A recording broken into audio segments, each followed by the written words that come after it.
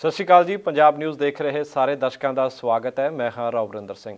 Bulletin ਦੀ ਸ਼ੁਰੂਆਤ ਕਰਾਂਗੇ ਅੱਜ ਦੀਆਂ ਮੁੱਖ ਸੁਰਖੀਆਂ ਦੇ ਨਾਲ। ਕੇਂਦਰ ਦੇ ਖੇਤੀ ਕਾਨੂੰਨਾਂ ਨੂੰ ਰੱਦ ਕਰਨ ਦੀ ਪੰਜਾਬ ਸਰਕਾਰ ਨੇ ਖਿੱਚੀ ਪੂਰੀ ਤਿਆਰੀ। ਮੁੱਖ ਮੰਤਰੀ ਨੇ ਕੈਬਨਿਟ ਦੇ ਮੰਤਰੀਆਂ ਨਾਲ ਕੀਤੀ ਆ ਖਾਸ ਮੁਲਾਕਾਤ। ਖੇਤੀ ਕਾਨੂੰਨਾਂ ਨੂੰ ਰੋਕਣ ਲਈ ਕੈਬਨਿਟ ਨੇ ਕੈਪਟਨ ਨੂੰ ਦਿੱਤੇ ਸਾਰੇ ਅਧਿਕਾਰ।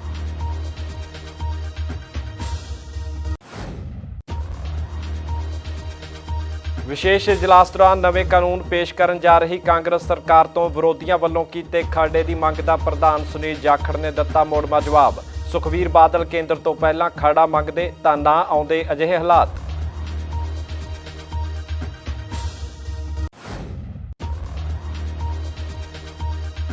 ਕੇਂਦਰ ਦੇ ਖੇਤੀ ਕਾਨੂੰਨਾਂ ਨੂੰ ਰੱਦ ਕਰਨ ਲਈ ਭਲਕੇ ਹੋਣ ਵਾਲੇ ਪੰਜਾਬ ਵਿਧਾਨ ਸਭਾ ਦੇ ਵਿਸ਼ੇਸ਼ ਇਜਲਾਸ ਤੋਂ ਪਹਿਲਾਂ ਕਿਸਾਨਾਂ ਦੀ ਸਰਕਾਰ ਤੋਂ ਮੰਗ।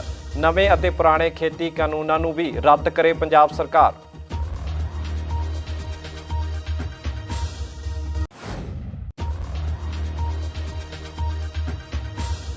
ਅਤੇ ਖੇਤੀ ਕਾਨੂੰਨਾਂ ਵਿਰੁੱਧ ਭਾਜਪਾ ਦੇ ਆਗੂਆਂ ਦਾ ਘਿਰਾਓ ਕਰ ਰਹੇ ਕਿਸਾਨਾਂ ਨੇ ਸੰਗਰੂਰ ਵਿਖੇ ਕੀਤਾ ਕਾਂਗਰਸੀ ਆਗੂ ਮੁਹੰਮਦ ਸਦੀਕ ਦਾ ਘਿਰਾਓ। ਕਿਸਾਨਾਂ ਨੇ ਟੋਲ ਪਲਾਜ਼ਾ ਤੇ ਘੇਰੀ ਸਦੀਕ ਦੀ ਗੱਡੀ। ਵੱਡਾ ਸਵਾਲ ਕਿ ਕਾਂਗਰਸ ਲਈ ਵੱਜੀ ਆ ਖਤਰੇ ਦੀ ਘੰਟੀ। ਅਤੇ ਹੁਣ ਖਬਰਾਂ ਵਿਸਥਾਰ ਦੇ ਨਾਲ। ਕੇਂਦਰ ਵੱਲੋਂ ਬਣਾਏ ਗਏ ਖੇਤੀ ਕਾਨੂੰਨਾਂ ਨੂੰ ਪੰਜਾਬ ਦੇ ਵਿੱਚ ਰੱਦ ਕਰਨ ਲਈ ਪੰਜਾਬ ਸਰਕਾਰ ਵੱਲੋਂ ਭਲਕੇ ਤੋਂ 2 ਦਿਨਾਂ ਦਾ ਵਿਸ਼ੇਸ਼ ਇਜਲਾਸ ਸੱਦਿਆ ਜਾ ਰਿਹਾ ਹੈ। ਇਸ ਤੋਂ ਪਹਿਲਾਂ ਮੁੱਖ ਮੰਤਰੀ ਕੈਪਟਨ ਅਮਰਿੰਦਰ ਸਿੰਘ ਵੱਲੋਂ ਆਪਣੀ ਕੈਬਨਿਟ ਦੇ ਨਾਲ ਇੱਕ ਖਾਸ ਮੀਟਿੰਗ ਕੀਤੀ ਗਈ ਹੈ, ਜਿਸ ਦੌਰਾਨ ਸਾਰੇ ਮੰਤਰੀ ਅਤੇ ਪੰਜਾਬ ਪ੍ਰਧਾਨ ਸੁਨੀਲ ਜਾਖੜ ਵੀ ਮੌਜੂਦ ਰਹੇ। ਇਸ ਮੌਕੇ ਸਾਰੇ ਮੰਤਰੀਆਂ ਨੇ ਸਰਬਸੰਮਤੀ ਨਾਲ ਮੁੱਖ ਮੰਤਰੀ ਨੂੰ ਸਾਰੇ ਅਧਿਕਾਰ ਦੇ ਦਿੱਤੇ ਨੇ ਕਿ ਉਹ ਕਿਸਾਨਾਂ ਦੇ ਮਸਲੇ ਨੂੰ ਹੱਲ ਕਰਨ ਲਈ ਕੋਈ ਵੀ ਫੈਸਲਾ ਲੈ ਸਕਦੇ ਨੇ। ਇਸ ਮੌਕੇ ਮੁੱਖ ਮੰਤਰੀ ਕੈਪਟਨ ਅਮਰਿੰਦਰ ਸਿੰਘ ਨੇ ਆਖਿਆ ਕਿ ਪੰਜਾਬ ਸਰਕਾਰ ਸੁਪਰੀਮ ਕੋਰਟ ਤੱਕ ਕਿਸਾਨਾਂ ਦੇ ਹੱਕਾਂ ਦੀ ਲੜਾਈ ਲੜਦੀ ਰਹੇਗੀ। ਉਹਨਾਂ ਕਿਹਾ ਕਿ ਕੇਂਦਰ ਦੇ ਕਾਨੂੰਨਾਂ ਨੂੰ ਰੱਦ ਕਰਨ ਲਈ ਬਹੁਤ ਸਾਰੇ ਮਾਹਿਰਾਂ ਨਾਲ ਸਲਾਹ ਜ਼ਰੂਰੀ ਸੀ, ਇਸੇ ਲਈ ਉਹ ਪੂਰੀ ਤਿਆਰੀ ਦੇ ਨਾਲ ਵਿਸ਼ੇਸ਼ ਇਜਲਾਸ ਬੁਲਾ ਰਹੇ ਨੇ ਤਾਂ ਜੋ ਕੇਂਦਰ ਦੇ ਕਾਨੂੰਨਾਂ ਨੂੰ ਰੱਦ ਕੀਤਾ ਜਾ ਸਕੇ। ਕੈਪਟਨ ਨੇ ਆਖਿਆ ਕਿ ਇਸ ਸਮੇਂ ਪੂਰਾ ਦੇਸ਼ ਪੰਜਾਬ ਦੇ ਵੱਲ ਦੇਖ ਰਿਹਾ, ਇਸ ਲਈ ਪੰਜਾਬ ਸਰਕਾਰ ਕਾਨੂੰਨ ਸੋਧਣ ਵਾਲੇ ਖਰੜੇ ਉੱਪਰ ਪੂਰੀ ਮਿਹਨਤ ਕਰ ਰਹੀ ਹੈ ਤਾਂ ਜੋ ਕੇਂਦਰ ਦੇ ਕਾਨੂੰਨਾਂ ਨੂੰ ਰੋਕਿਆ ਜਾ ਸਕੇ। ਬੇਸ਼ੱਕ ਕੈਪਟਨ ਅਮਰਿੰਦਰ ਸਿੰਘ ਪੂਰੀ ਤਿਆਰੀ ਨਾਲ ਵਿਧਾਨ ਸਭਾ ਵਿੱਚ ਆਉਣ ਦੀ ਗੱਲ ਆਖ ਰਹੇ ਨੇ, ਪਰ ਇਹ ਹੁਣ ਦੇਖਣਾ ਦਿਲਚਸਪ ਹੋਵੇਗਾ ਕਿ ਕੇਂਦਰ ਵੱਲੋਂ ਬਣਾਏ ਗਏ ਖੇਤੀ ਕਾਨੂੰਨਾਂ ਨੂੰ ਪੰਜਾਬ ਸਰਕਾਰ ਕਿਹੜੇ ਕਾਨੂੰਨੀ ਪੈਂਤਰੇ ਵਰਤ ਕੇ ਰੱਦ ਕਰਦੀ ਹੈ।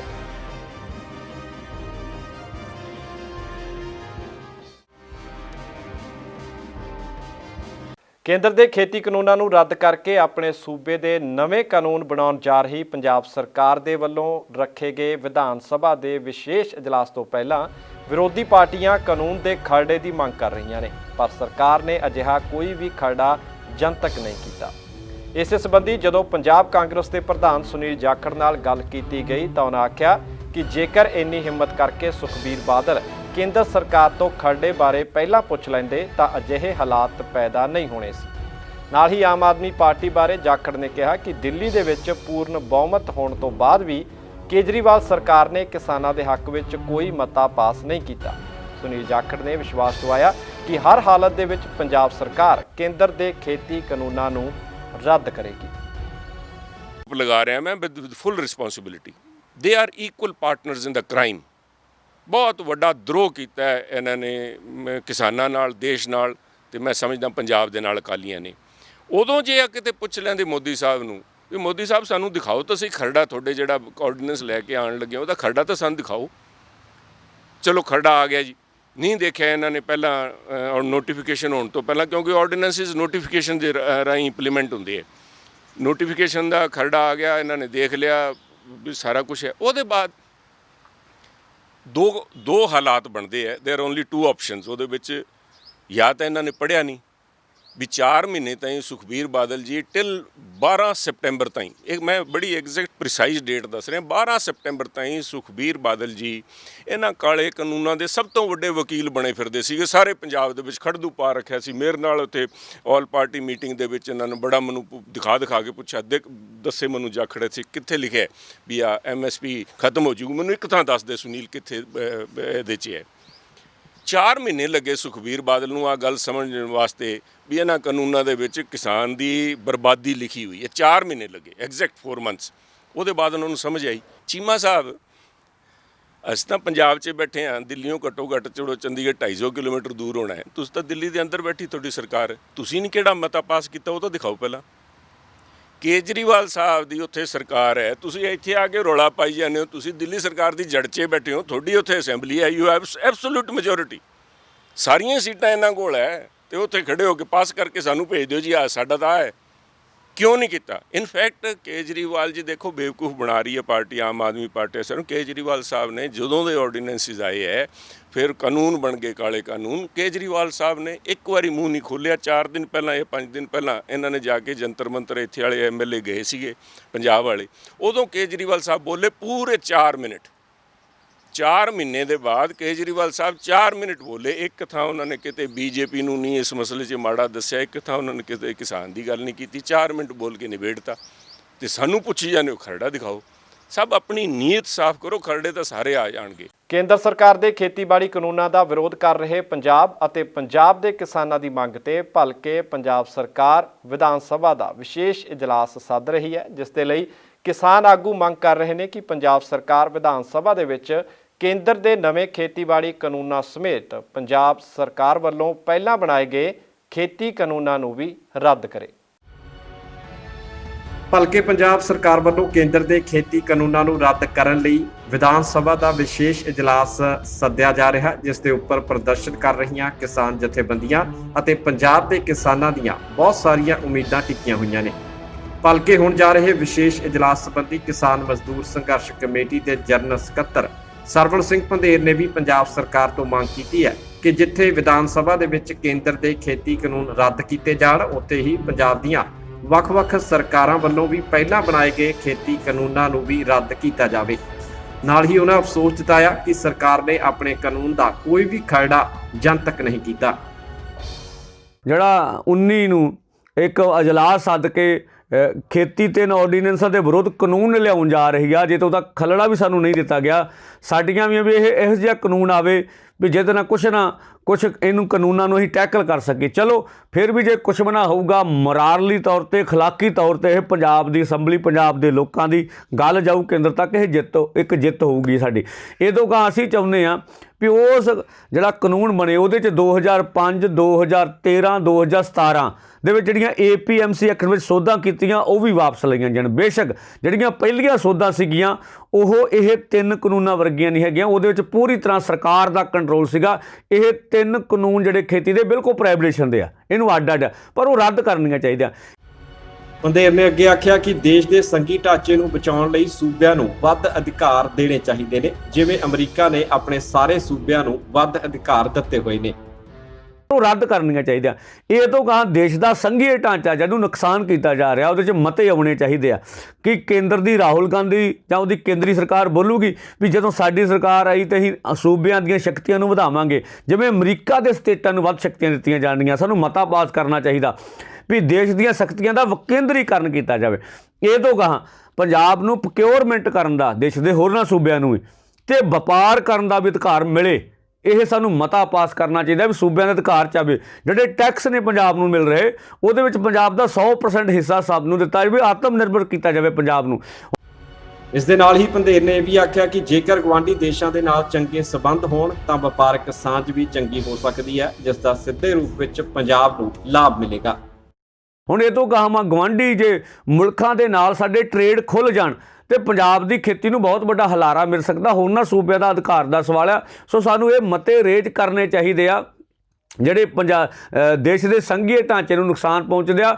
ਇਹ ਤੋਂ ਗਾਹਾਂ ਖੇਤੀਬਾੜੀ, ਪਾਵਰ ਸੈਕਟਰ, ਇਹ ਸੂਬਿਆਂ ਦਾ ਵਿਸ਼ਾ ਵਾ। ਇਹ ਕਾਨੂੰਨ ਵਿੱਚ ਦੱਸਿਆ ਜਾਵੇ ਵੀ ਇਹਦੇ 'ਚ ਕੇਂਦਰ ਸਰਕਾਰ ਜਿਹੜਾ ਵਾ ਦਖਲਅੰਦਾਜ਼ੀ ਨਾ ਕਰੇ।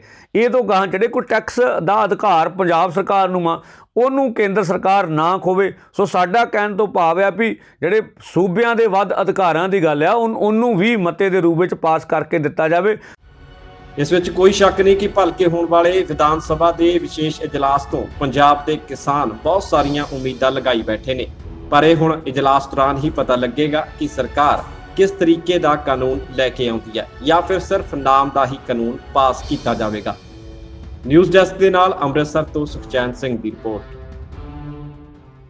ਕੇਂਦਰ ਸਰਕਾਰ ਵੱਲੋਂ ਖੇਤੀ ਸੰਬੰਧੀ ਪਾਸ ਕੀਤੇ ਗਏ 3 ਕਾਨੂੰਨਾਂ ਨੂੰ ਲੈ ਕੇ ਪੰਜਾਬ ਦੇ ਕਿਸਾਨਾਂ ਵੱਲੋਂ ਪਹਿਲਾਂ ਜਿੱਥੇ ਸਿਰਫ ਭਾਜਪਾ ਆਗੂਆਂ ਦਾ ਘਿਰਾਓ ਕੀਤਾ ਜਾ ਰਿਹਾ ਸੀ, ਉੱਥੇ ਹੀ ਹੁਣ ਕਿਸਾਨਾਂ ਨੇ ਕਾਂਗਰਸੀ ਆਗੂਆਂ ਦਾ ਘਿਰਾਓ ਕਰਨ ਦੀ ਸ਼ੁਰੂਆਤ ਵੀ ਕਰ ਦਿੱਤੀ ਹੈ। ਸੰਗਰੂਰ ਜ਼ਿਲ੍ਹੇ ਦੇ ਧੂਰੀ ਨਜ਼ਦੀਕ ਟੋਲ ਪਲਾਜ਼ਾ ਤੇ ਜਿਵੇਂ ਹੀ ਕਾਂਗਰਸ ਦੇ ਸੰਸਦ ਮੈਂਬਰ ਮੁਹੰਮਦ ਸਦੀਕ ਦੀ ਗੱਡੀ ਪਹੁੰਚੀ ਤਾਂ ਕਿਸਾਨਾਂ ਨੇ ਸਦੀਕ ਦੀ ਗੱਡੀ ਦਾ ਘਿਰਾਓ ਕਰ ਲਿਆ ਅਤੇ ਨਾਅਰੇਬਾਜ਼ੀ ਸ਼ੁਰੂ ਕਰ ਦਿੱਤੀ। ਕਿਸਾਨਾਂ ਦੇ ਰੋਹ ਨੂੰ ਦੇਖਦਿਆਂ ਆਖਿਰਕਾਰ ਮੁਹੰਮਦ ਸਦੀਕ ਨੂੰ ਗੱਡੀ ਵਿੱਚੋਂ ਬਾਹਰ ਆ ਕੇ ਕਿਸਾਨਾਂ ਨਾਲ ਗੱਲਬਾਤ ਕਰਨੀ ਪਈ ਅਤੇ ਕਿਸਾਨਾਂ ਵੱਲੋਂ ਉਹਨਾਂ ਨੂੰ ਸਿੱਧੇ ਸਵਾਲ ਵੀ ਪੁੱਛੇ ਗਏ। ਇਹ ਸਾਰੀ ਵੀਡੀਓ ਇਸ ਸਮੇਂ ਸੋਸ਼ਲ ਮੀਡੀਆ ਉੱਪਰ ਵੀ ਖੂਬ ਵਾਇਰਲ ਹੋ ਰਹੀ ਹੈ, ਕਿਉਂਕਿ ਇਹ ਪਹਿਲਾ ਮਾਮਲਾ ਹੈ ਜਦੋਂ ਕਿਸਾਨਾਂ ਨੇ ਕਿਸੇ ਕਾਂਗਰਸੀ ਆਗੂ ਦਾ ਘਿਰਾਓ ਕੀਤਾ ਹੋਵੇ।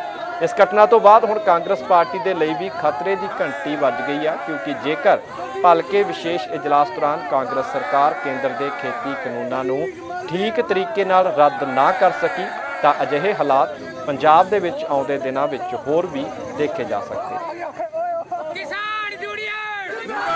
ਤੁਸੀਂ 4 ਇਹੋ ਜਿਹੀਆਂ ਚੀਜ਼ਾਂ ਨੇ ਜਿਹਦੇ ਵਿੱਚ ਸਾਨੂੰ ਪੰਜਾਬ ਨੂੰ ਪ੍ਰੋਫਿਟ ਹੋ ਸਕੇ।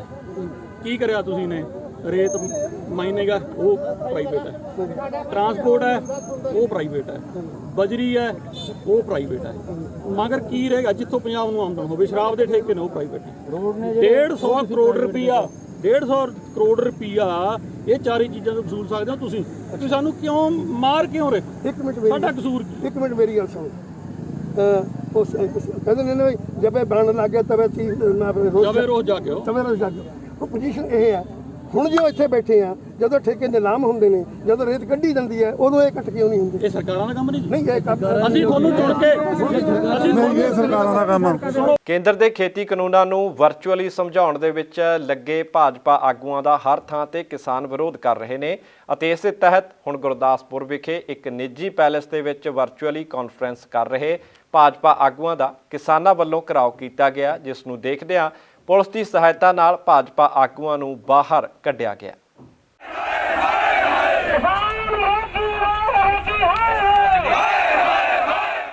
ਕੇਂਦਰ ਸਰਕਾਰ ਵੱਲੋਂ ਪਾਸ ਕੀਤੇ ਗਏ ਖੇਤੀ ਕਾਨੂੰਨਾਂ ਨੂੰ ਲੈ ਕੇ ਕਿਸਾਨਾਂ ਅਤੇ ਕੇਂਦਰ ਸਰਕਾਰ ਵਿਚਕਾਰ ਜੰਗ ਛਿੜੀ ਹੋਈ ਹੈ। ਇਹਨਾਂ ਕਾਨੂੰਨਾਂ ਨੂੰ ਕਿਸਾਨ ਰੱਦ ਕਰਾਉਣ ਲਈ ਲਗਾਤਾਰ ਸੰਘਰਸ਼ ਕਰ ਰਹੇ ਨੇ ਅਤੇ ਭਾਜਪਾ ਆਗੂਆਂ ਵੱਲੋਂ ਮੀਟਿੰਗਾਂ ਅਤੇ ਪ੍ਰੈਸ ਕਾਨਫਰੰਸਾਂ ਕਰਕੇ ਇਹਨਾਂ ਕਾਨੂੰਨਾਂ ਨੂੰ ਕਿਸਾਨਾਂ ਦੇ ਹੱਕ ਦੇ ਵਿੱਚ ਦੱਸਿਆ ਜਾ ਰਿਹਾ ਹੈ। ਗੁਰਦਾਸਪੁਰ ਦੇ ਇੱਕ ਨਿੱਜੀ ਪੈਲੇਸ ਦੇ ਵਿੱਚ ਵੀ ਕੇਂਦਰੀ ਮੰਤਰੀ ਸੋਮ ਪ੍ਰਕਾਸ਼ ਵੱਲੋਂ ਭਾਜਪਾ ਆਗੂਆਂ, ਵਰਕਰਾਂ ਅਤੇ ਮੀਡੀਆ ਨਾਲ ਵਰਚੁਅਲੀ ਮੀਟਿੰਗ ਕਰਕੇ ਖੇਤੀ ਕਾਨੂੰਨਾਂ ਦੇ ਫਾਇਦੇ ਦੱਸੇ ਜਾ ਰਹੇ ਸੀ ਕਿ ਇਸੇ ਦੌਰਾਨ ਕਿਸਾਨ ਜਥੇਬੰਦੀਆਂ ਨੇ ਮੀਟਿੰਗ ਵਾਲੀ ਜਗ੍ਹਾ ਤੇ ਪਹੁੰਚ ਕੇ ਨੈਸ਼ਨਲ ਹਾਈਵੇ ਬੰਦ ਕਰਕੇ ਪੈਲੇਸ ਦੇ ਬਾਹਰ ਰੋਸ ਪ੍ਰਦਰਸ਼ਨ ਕਰਨਾ ਸ਼ੁਰੂ ਕਰ ਦਿੱਤਾ ਅਤੇ ਕੇਂਦਰ ਖਿਲਾਫ ਜ਼ੋਰਦਾਰ ਨਾਅਰੇਬਾਜ਼ੀ ਵੀ ਕੀਤੀ ਗਈ। ਕਿਸਾਨਾਂ ਨੇ ਕਿਹਾ ਕਿ ਮੀਟਿੰਗਾਂ ਦੇ ਵਿੱਚ ਫਾਇਦੇ ਦੱਸਣ ਦੀ ਬਜਾਏ ਭਾਜਪਾ ਆਗੂ ਸਿੱਧੇ ਕਿਸਾਨਾਂ ਦੇ ਨਾਲ ਗੱਲ ਕਰਨ। ਉਹਨਾਂ ਕਿਹਾ ਕਿ ਇਹ ਖੇਤੀ ਕਾਨੂੰਨ ਦੇਸ਼ ਵਿਰੋਧੀ ਅਤੇ ਕਿਸਾਨ ਵਿਰੋਧੀ ਨੇ। ਕਿਸਾਨ ਇਹਨਾਂ ਕਾਨੂੰਨਾਂ ਨੂੰ ਬਰਦਾਸ਼ਤ ਨਹੀਂ ਕਰਨਗੇ। ਦੱਸ ਦਈਏ ਕਿ ਇਸ ਮੌਕੇ ਭਾਰੀ ਪੁਲਿਸ ਬਲ ਤੈਨਾਤ ਕਰਕੇ ਭਾਜਪਾ ਆਗੂਆਂ ਨੂੰ ਪੈਲੇਸ ਵਿੱਚੋਂ ਬਾਹਰ ਕੱਢਿਆ ਗਿਆ। ਬਿਲਕੁਲ ਇਹ ਤੇ ਤਮਾਸ਼ਾ ਇੱਕ ਇਹ ਮੀਟਿੰਗ ਥੋੜਾ ਕੋਈ ਤਮਾਸ਼ਾ ਵਾ।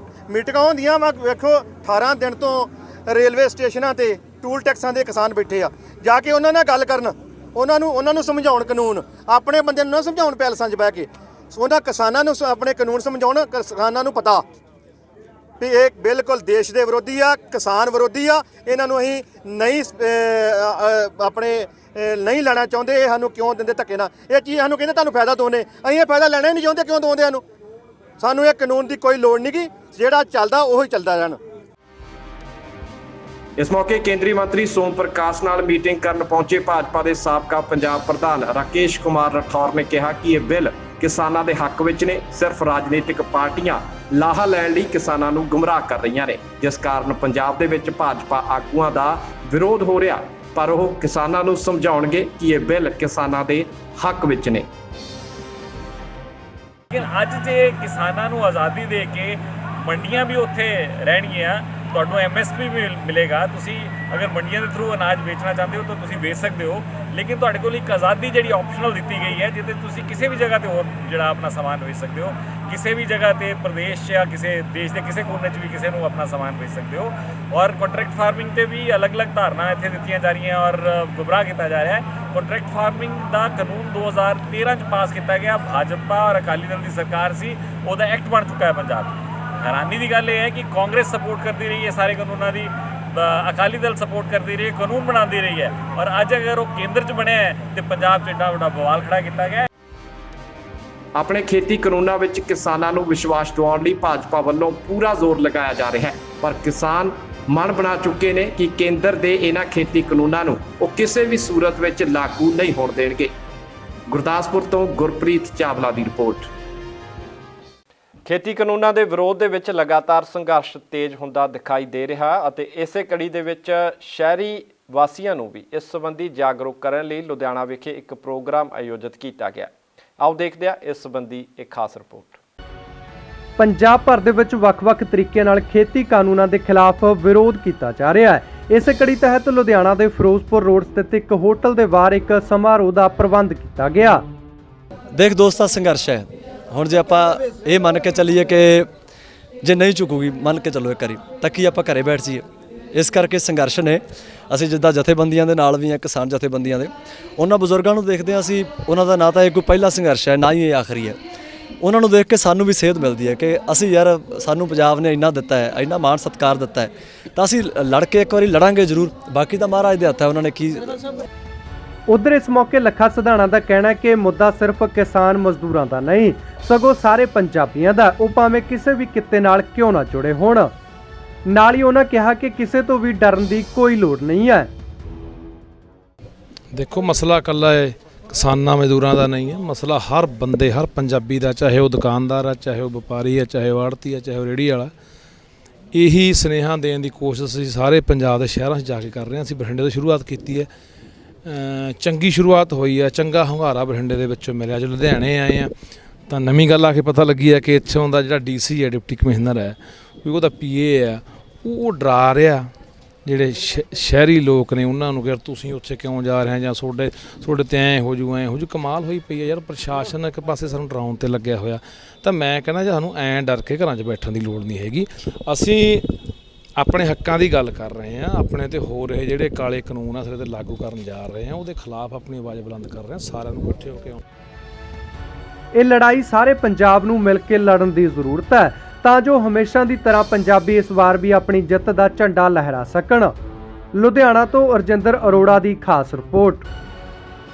ਸ਼੍ਰੀ ਗੁਰੂ ਨਾਨਕ ਦੇਵ ਜੀ ਦਾ ਪ੍ਰਕਾਸ਼ ਦਿਹਾੜਾ ਆਉਣ ਵਾਲਾ, ਜਿਸ ਤੇ ਚੱਲਦਿਆਂ ਦਿੱਲੀ ਸਿੱਖ ਗੁਰਦੁਆਰਾ ਮੈਨੇਜਮੈਂਟ ਕਮੇਟੀ ਵੱਲੋਂ ਗੁਰੂ ਨਾਨਕ ਦੇਵ ਜੀ ਦਾ ਪ੍ਰਕਾਸ਼ ਪੁਰਬ, ਗੁਰੂ ਤੇਗ ਬਹਾਦਰ ਜੀ ਦਾ 400 ਸਾਲਾ ਪ੍ਰਕਾਸ਼ ਪੁਰਬ ਅਤੇ ਹੋਰ ਗੁਰਪੁਰਬ ਮਨਾਉਣ ਦੇ ਲਈ ਤਿਆਰੀਆਂ ਆਰੰਭ ਕਰ ਦਿੱਤੀਆਂ ਗਈਆਂ ਨੇ।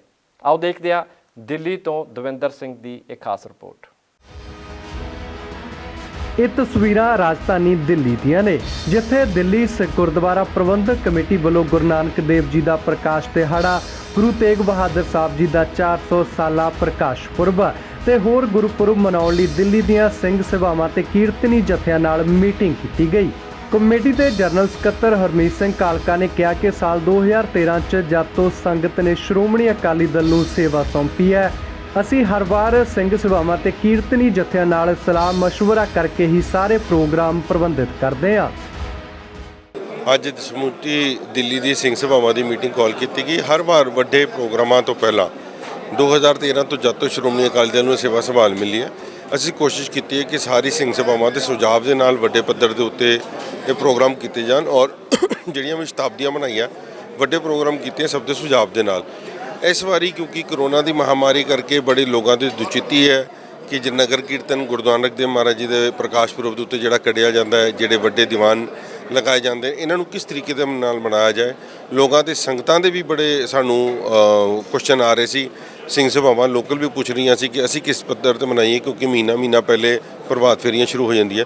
ਸੋ ਅੱਜ ਉਹਨਾਂ ਦੇ ਉੱਤੇ ਸਾਰਿਆਂ ਨੇ ਵਿਚਾਰ ਰੱਖੇ ਨੇ ਆਪਣੇ, ਔਰ ਕਈਆਂ ਦੇ ਵਿਚਾਰ ਨੇ ਕਿ ਇਹਨੂੰ ਬਿਲਕੁਲ ਨਹੀਂ ਕਰਨਾ ਚਾਹੀਦਾ, ਕਿਉਂਕਿ ਸਮਾਜਿਕ ਜ਼ਿੰਮੇਵਾਰੀ ਸਾਡੀ ਬਣਦੀ ਹੈ ਕਈਆਂ ਦੇ ਵਿਚਾਰ ਨੇ ਕਿ ਸਾਨੂੰ ਪੁਰਾਣੀ ਪਰੰਪਰਾ ਨੂੰ ਨਾਲ ਲੈ ਕੇ ਨੂੰ ਕਾਇਮ ਰੱਖਣਾ ਚਾਹੀਦਾ। ਸੋ ਇਹ ਮਿਕਸ ਜਿਹੜੇ ਸਾਨੂੰ ਵਿਚਾਰ ਆਏ ਨੇ ਉਹਨਾਂ 'ਚੋਂ ਬੜਾ ਅੱਛੇ ਸੁਝਾਵਾਂ ਦੇ ਨਾਲ ਮੈਨੂੰ ਲੱਗਦਾ ਹੈ ਕਿ ਅਸੀਂ ਇਹਦਾ ਕੋਈ ਰਿਜ਼ਲਟ ਕੱਢਾਂਗੇ ਔਰ ਸਾਰੇ ਮੈਂਬਰਾਂ ਦੇ ਨਾਲ ਸਲਾਹ ਕਰਕੇ ਸਿੰਘ ਸਾਹਿਬ ਜਥੇਦਾਰ ਅਕਾਲ ਤਖਤ ਸਾਹਿਬ ਨਾਲ, ਕਿਉਂਕਿ ਬਹੁਤ ਵੱਡੀ ਜ਼ਿੰਮੇਵਾਰੀ ਦਿੱਲੀ ਗੁਰਦੁਆਰਾ ਕਮੇਟੀ ਦੀ ਬਣਦੀ ਹੈ ਇਸ ਮਹਾਮਾਰੀ ਨੂੰ ਲੈ ਕੇ, ਕਿਸੇ ਨੂੰ ਕੋਈ ਪ੍ਰੋਬਲਮ ਨਾ ਹੋ ਜਾਏ। ਸੋ ਇਸ ਨੂੰ ਸਾਰਿਆਂ ਨੂੰ ਬੜੇ ਅੱਛੇ ਤਰੀਕੇ ਦੇ ਨਾਲ ਕਰਕੇ ਅਸੀਂ ਇਹਦਾ ਪੂਰਾ ਹੱਲ ਕੱਢਾਂਗੇ। ਉਧਰ ਪ੍ਰਧਾਨ ਮਨਜਿੰਦਰ ਸਿੰਘ ਸਿਰਸਾ ਨੇ ਦੱਸਿਆ ਕਿ ਅਸੀਂ ਸਿੰਘ ਸਭਾਵਾਂ ਦੀ ਰਾਏ ਲੈਣਾ ਚਾਹੁੰਦੇ ਸੀ ਕਿ ਨਗਰ ਕੀਰਤਨ ਤੇ ਧਾਰਮਿਕ ਦੀਵਾਨ ਸਜਾਉਣ ਸਮੇਤ ਹੋਰ ਸਮਾਗਮਾਂ ਲਈ ਕੀ ਰੂਪਰੇਖਾ ਉਲੀਕੀ ਜਾਵੇ, ਕਿਉਂਕਿ ਇਸ ਵਾਰ ਦਾ ਸਮਾਂ ਕਰੋਨਾ ਮਹਾਮਾਰੀ ਦੇ ਕਾਰਨ ਬਹੁਤ ਗੈਰ ਸਧਾਰਨ ਬਣਿਆ ਹੋਇਆ ਹੈ। ਨਾਲ ਹੀ ਉਹਨਾਂ ਨੇ ਬਲਵਿੰਦਰ ਸਿੰਘ ਮਾਮਲੇ ਤੇ ਵੀ ਖਾਸ ਟਿੱਪਣੀ ਕੀਤੀ। ਅੱਜ ਦਿੱਲੀ ਸਿੱਖ ਗੁਰਦੁਆਰਾ ਮੈਨੇਜਮੈਂਟ ਕਮੇਟੀ ਨੇ ਜੋ ਆਉਣ ਵਾਲੇ ਪ੍ਰਕਾਸ਼ ਪੁਰਬ ਨੇ ਗੁਰੂ ਨਾਨਕ ਦੇਵ ਪਾਤਸ਼ਾਹ ਜੀ ਦਾ ਬਹੁਤ ਵੱਡਾ ਦਿਨ ਆ ਰਿਹਾ ਹੈ ਔਰ ਜੋ ਸਾਡੀਆਂ ਪਰੰਪਰਾਵਾਂ ਪੁਰਾਣੀਆਂ ਰਹੀਆਂ ਨੇ ਨਗਰ ਕੀਰਤਨ ਦੀਆਂ, ਉਸ ਨੂੰ ਲੈ ਕੇ ਅੱਜ ਮੀਟਿੰਗ ਕੀਤੀ ਸੀ ਕਿ ਅੱਗੇ ਕਿਵੇਂ ਕਰਨਾ ਚਾਹੀਦਾ। ਕੋਵਿਡ ਦੇ ਦੌਰਾਨ ਸਾਰੀਆਂ ਸੰਗਤਾਂ ਦੇ ਸੁਝਾਅ ਲਏ ਗਏ, ਸਿੰਘ ਸਭਾ ਦੇ ਸੁਝਾਅ ਲਏ ਗਏ, ਉਹਨਾਂ ਦੇ ਜਿਹੜੇ ਸੁਝਾਅ ਆਏ ਨੇ ਹੁਣ ਉਹਦੇ ਮੁਤਾਬਕ ਵਿਚਾਰ ਕਰਕੇ ਅਗਲਾ ਪ੍ਰੋਗਰਾਮ ਜਿਹੜਾ ਉਹ ਬਣਾਇਆ ਜਾਊਗਾ ਔਰ ਇਹਦੇ ਵਾਸਤੇ ਜਥੇਦਾਰ ਅਕਾਲ ਤਖਤ ਸਾਹਿਬ ਨੂੰ ਵੀ ਉਹਨਾਂ ਨੂੰ ਬੇਨਤੀ ਕੀਤੀ ਜਾਊਗੀ ਔਰ ਉਹਨਾਂ ਤੋਂ ਵੀ ਇਹ ਆਦੇਸ਼ ਲਿਆ ਜਾਏਗਾ ਕਿ ਕਿਸ ਤਰੀਕੇ ਅਗਲਾ ਜਿਹੜੇ ਵੱਡੇ ਸਮਾਗਮ ਮਨਾਉਣੇ ਚਾਹੀਦੇ ਨੇ। ਦੇਖੋ ਕਾਫੀ ਸਿੰਘ ਸਭਾ ਦਾ ਇਹ ਮੰਨਣਾ ਹੈ ਕਿ ਇੰਨੇ ਵੱਡੇ ਪੱਧਰ ਤੇ ਜੋ ਨਗਰ ਕੀਰਤਨ ਅੱਗੇ ਨਿਕਲਦੇ ਸੀ ਉਹਦੇ ਸੋਸ਼ਲ ਡਿਸਟੈਂਸ ਹੋ ਨਹੀਂ ਸਕਦੀ, ਉਹ ਨਹੀਂ ਹੋਣਾ ਚਾਹੀਦਾ, ਉਹਦਾ ਕੋਈ ਹੋਰ ਰਸਤਾ ਲੱਗਣਾ ਚਾਹੀਦਾ ਹੈ। ਪਰੰਪਰਾਵਾਂ ਜਿਹੜੀਆਂ ਨੇ ਸਾਡੀਆਂ ਉਹ ਵੀ ਨਹੀਂ ਕਿਸੇ ਸੂਰਤ ਅੰਦਰ ਹਿਲਣੀਆਂ ਚਾਹੀਦੀਆਂ ਔਰ ਪ੍ਰੋਗਰਾਮ ਵੀ ਹੋਣੇ ਚਾਹੀਦੇ ਨੇ ਔਰ ਕਿਵੇਂ ਹੋਣੇ ਚਾਹੀਦੇ ਨੇ ਉਹਦੇ ਵਾਸਤੇ ਇੱਕ ਨਵੀਂ ਰੂਪਰੇਖਾ ਤਿਆਰ ਕੀਤੀ ਜਾਵੇ ਕੋਵਿਡ ਦਾ ਧਿਆਨ ਰੱਖਦੇ ਹੋਏ। ਸੋ ਉਹਦੇ 'ਤੇ ਹੁਣ ਲੰਬੀਆਂ ਵਿਚਾਰਾਂ ਕੀਤੀਆਂ ਜਾਣਗੀਆਂ। 90% ਜਿਹੜੀਆਂ ਸਿੰਘ ਸਭਾਵਾਂ ਨੇ ਚਾਹੇ ਉਹ ਕੀਰਤਨੀਏ ਜਥੇ ਨੇ ਉਹਨਾਂ ਵੱਲੋਂ ਇਹੀ ਸੁਝਾਅ ਆਏ ਨੇ। ਤੁਸੀਂ ਸੁਣਿਆ ਕਿ ਲਗਭਗ ਸਾਰੇ ਹੀ ਕਰੋਨਾ ਦੇ ਚੱਲਦਿਆਂ ਸਾਵਧਾਨੀ ਵਰਤਣ ਦੀ ਗੱਲ ਕਰ ਰਹੇ ਨੇ। ਅਸੀਂ ਵੀ ਇੱਕ ਜ਼ਿੰਮੇਵਾਰ ਅਦਾਰਾ ਹੋਣ ਦੇ ਨਾਤੇ ਸਿੱਖ ਸੰਗਤ ਨੂੰ ਪੂਰੀ ਸਾਵਧਾਨੀ ਨਾਲ ਗੁਰੂ ਦਾ ਪ੍ਰਕਾਸ਼ ਦਿਹਾੜਾ ਮਨਾਉਣ ਦੀ ਅਪੀਲ ਕਰਦੇ ਹਾਂ। ਦਿੱਲੀ ਤੋਂ ਦਵਿੰਦਰ ਸਿੰਘ ਦੀ ਖਾਸ ਰਿਪੋਰਟ। ਸੋ ਇਹ ਸਨ ਹੁਣ ਤੱਕ ਦੀਆਂ ਖਬਰਾਂ। ਨਵੀਆਂ ਤੇ ਤਾਜ਼ਾ ਖਬਰਾਂ ਲੈ ਕੇ ਜਲਦ ਫਿਰ ਤੁਹਾਡੇ ਨਾਲ ਮੁਲਾਕਾਤ ਹੋਵੇਗੀ। ਤਦ ਤੱਕ ਦੇ ਲਈ ਆਗਿਆ ਦਿਓ। ਧੰਨਵਾਦ।